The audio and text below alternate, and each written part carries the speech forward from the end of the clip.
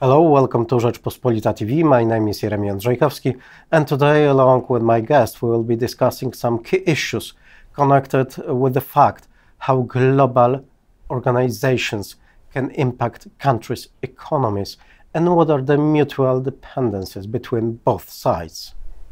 And my guest is Marco Hajzik, country manager, Amazon.pl. Hello. Hello, thank you for having me. So what is the overall economic impact of Amazon in Poland?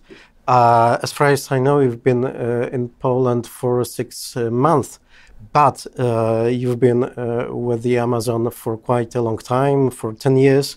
So you can tell from the longer, broader perspective. Right, yes, thank you. So yes, indeed, I joined Amazon Poland 6 months ago.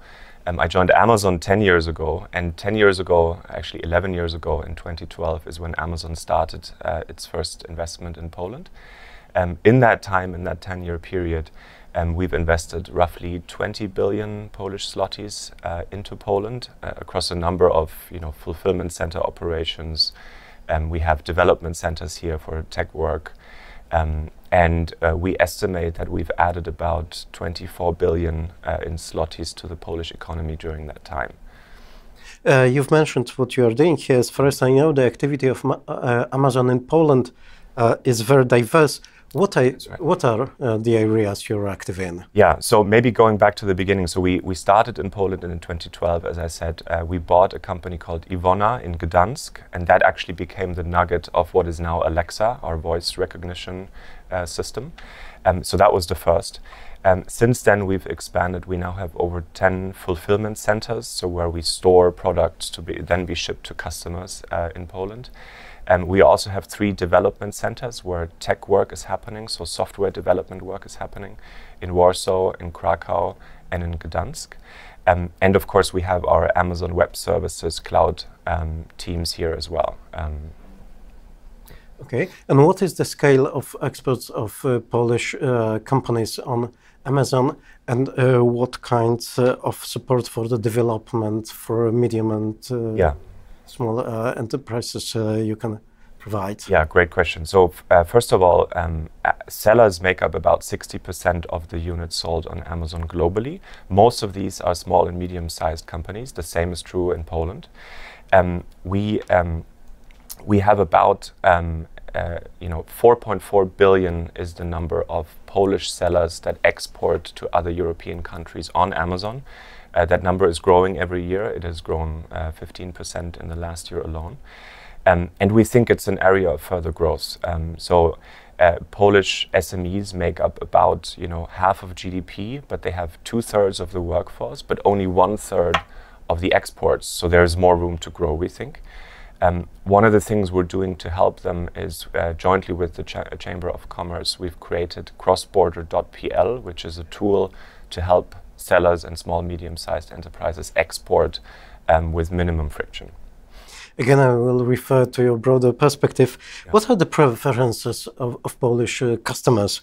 Do we have any special habits or expectation, perhaps, while buying online? Yeah, I mean, I would cite 2. So one clearly is delivery options. Poland is very big on lockers, right? We have a very developed locker network here with, for example, InPost being the biggest one. That's certainly different to what we're seeing in other countries where people more prefer home delivery. The second, I would say, is deals. All customers globally love deals, but in Poland, it's even more so. So if I look at Amazon European-wide, Poland has one of the highest shares of deals of all the countries we operate in. And in your opinion, what does e-commerce need for further development? Yeah, I mean, the 2 key things that we are also pushing is trust and transparency. Just to give you one example, people, increasingly they are unsure whether what they see and read online is actually the truth. If you think about one of the most important aspects of making an online buying decision is customer reviews, right? So how can we enable people to really trust customer reviews being genuine? So just to cite 2 things we're doing there. This year, for the first time, we've gone after fake review brokers also in Europe, really trying to shut them down and trying to make sure that their business model is not sustainable.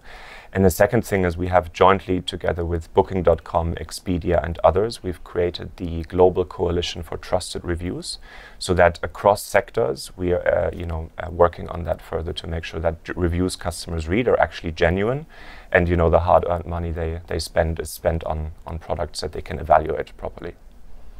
Doing business today is not only about making money, I reckon, but also more and more about sustainability. Yes. Is this field also on your radar? What are Amazon's commitments in this area? Yeah, absolutely. We have a strong belief in a long-term focus, and of course, if you think about the long term, you have to work sustainably. Otherwise, it will not work. Globally, we've founded the Climate Pledge, which is the idea to go net zero 10 years earlier than the Paris Agreement by 2040. We want by 2025 to have all of our fulfillment centers be done through renewable energy. And one of the most tangible things for customers, of course, is packaging when it comes to e-commerce, right? So we've completely eliminated single-use plastics from our supply chain. We estimate that across Europe, with that, since 2019, we've avoided about 1 billion plastic bags to be shipped out and replaced with recyclable paper. There's other things we can do. For example, increasing the share of things that can be shipped without needing a box around them. That share, for example, has grown by over half last year alone. Okay. My guest today was Marco Heisig, country manager, Amazon.pl. Thank you very much for sharing your views and opinions. Thank you. It was a pleasure. Jeremian Żejkowski, thanks for watching.